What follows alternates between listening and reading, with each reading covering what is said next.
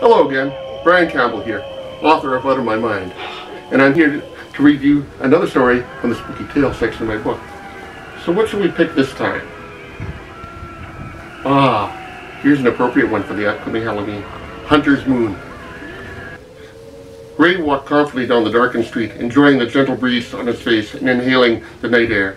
The full moon was just beginning to rise in the east, the Hunter's Moon. Very appropriate as he was on the hunt tonight, but his hunt wouldn't be taking him into the open fields, but into crowded bars and nightclubs looking for prey. He opened the door of the first club he reached and was nearly overpowered by the loud rock music smashing into him.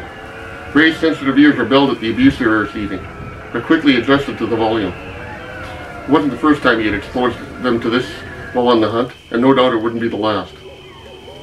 Ray ordered a beer and found a place at the bar where he had a good view of the crowd. His practiced gaze casually sized up the people sitting in the booths there at the tables, standing by the pool tables and VLTs, and writhing on the dance floor. He sipped his beer and shook his head, mildly irritated. Poor pickings tonight. He considered leaving the beer and trying another place. That's when he saw her. She was already entertaining a would-be predator, but something told Ray that this guy was way out of his league. His eyes and ears focused on the couple, blocking out all other distractions and zooming in on his targets. She was slim, auburn-haired girl, with the outward appearance of innocence and helplessness, but Ray wasn't fooled. The way she held herself, her poise, the feral gleam in her eyes, marked her as every bit the predator that he was. His senses picked up the scent of the hunt on her. That man may think himself the hunter, but he was actually the prey, being set up by a seasoned professional. The poor guy didn't have a chance. Ray almost felt sorry for him. Almost.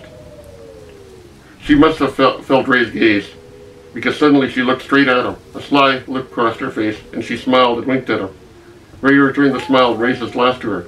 She nodded, and her finger crooked in an obvious come-on gesture. Interesting. She recognized him for what he was, just as he recognized her, but yet she invited. Why? Well, to find out, you need to buy my book. If you're interested in the book, check out Amazon.ca, or give me a call at 204-880-5505 and I'll get you a copy. Happy reading.